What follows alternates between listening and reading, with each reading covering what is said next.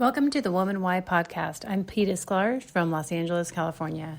Most of you know me through Instagram at womanwhy and also my website, womanwhy.com, where I write a weekly blog about sobriety, divorce, and personal growth. In the last couple of years, I've completely changed my life.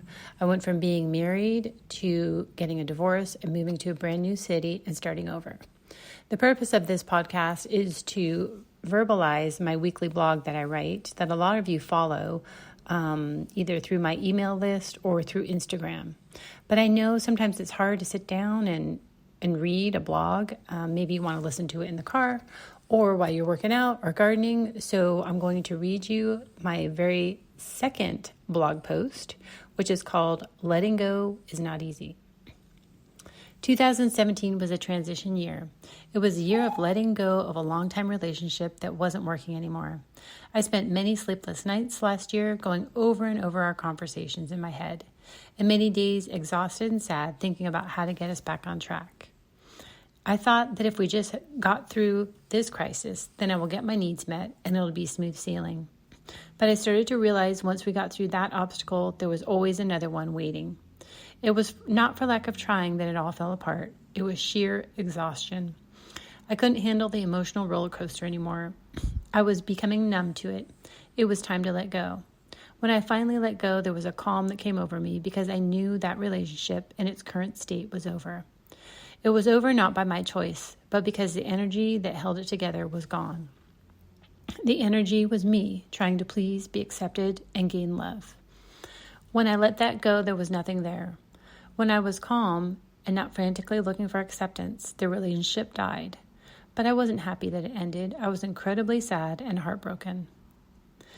It was something that I wanted, but I wanted it in order to prove something about myself. I wanted to prove that I was good enough to be loved and accepted by this person who had supported me, but also judged me. I had become blinded to who this person was, did I even like them, relate to them, have anything in common with them? I didn't even question or look at that anymore. If they approved of me, that day was a good day. I consider myself a strong woman, so this was hard to admit, and the shame of my desperation kept me in the relationship.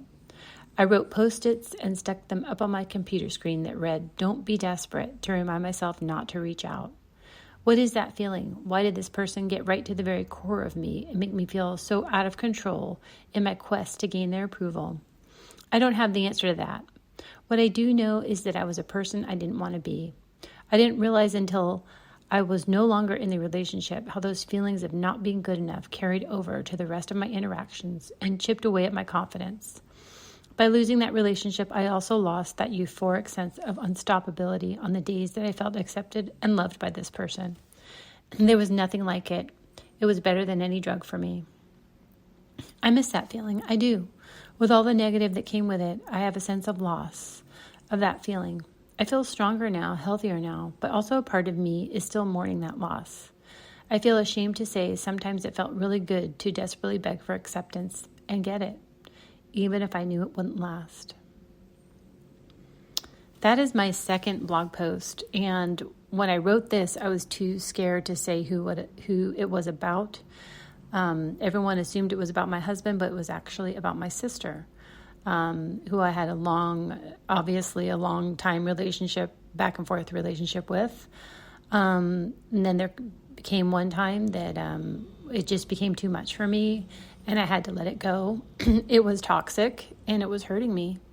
But it was heartbreaking at the same time. Any of you who have had to let go of a relationship of a sister or a brother know that heartbreaking feeling, and it was very hard for me. So that was my second blog post.